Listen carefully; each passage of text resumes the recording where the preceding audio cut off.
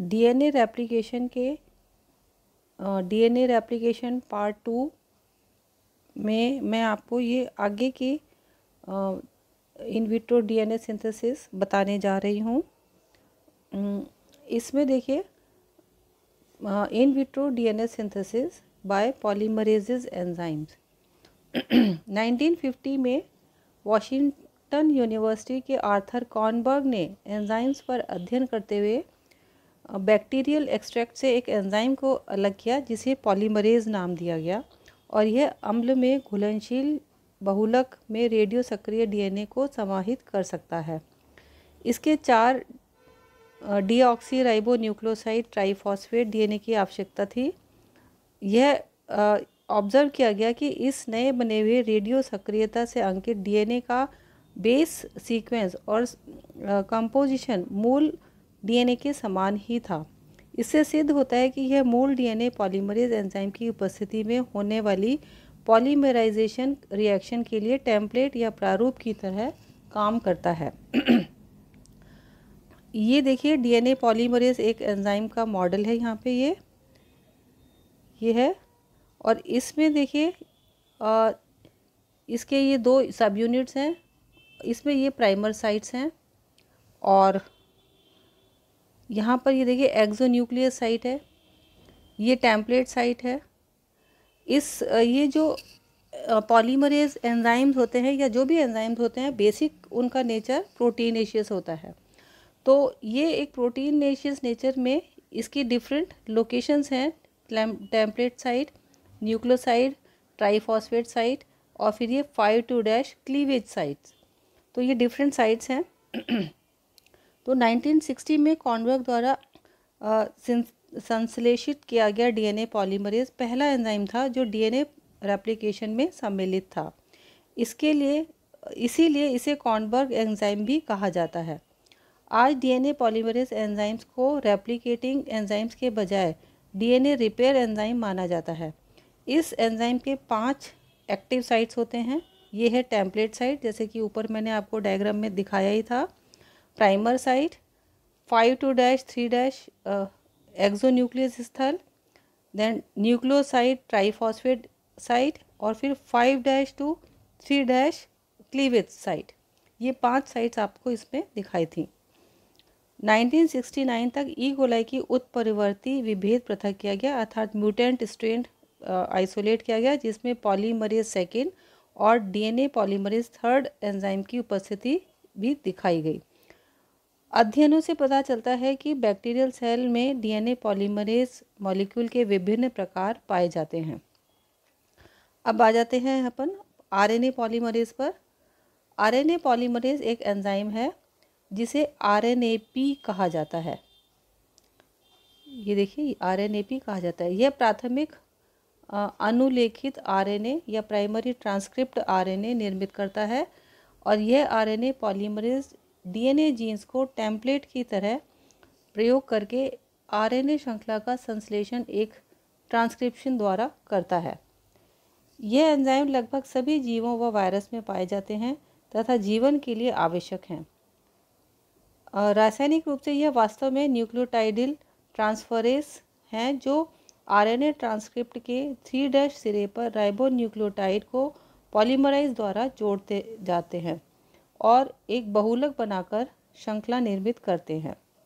RNA polymerase की खोज सर्वप्रथम चार्ल्स लोई, आंद्रे स्टीवंस और जेरार्ड हर्विट्ज ने 1960 में की थी। सन 2006 में रोजर डी कॉर्नबर्ग को आरएनए पॉलीमरेज की अनुलेखन के दौरान मॉलिक्यूलर इमेजेस तैयार करने के लिए नोबेल पुरस्कार दिया गया था। यूकैरियोटिक आरएनए पॉलीमरेज में 3 प्रकार के मिलते हैं जो विभिन्न भागों में सक्रिय रहकर इनके लिए निर्धारित विशिष्ट कार्यों में संलग्न रहते हैं।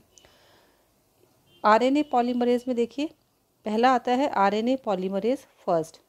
आरएनए पॉलीमरेज फर्स्ट नामक एंजाइम कोशिका के न्यूक्लियोलस में सक्रिय रहता है। ये बातें ध्यान में देने की है कि इनकी एक्चुअल एक्टिव साइट्स किस जगह पर ये एक्टिव रहते हैं, ये अपन को पता होना चाहिए। यह मुख्यतः राइबोसोमल आरएनए जीन्स का अनुलेखन करते हैं जो टेंडम रिपीट में उपस्थित रहते हैं।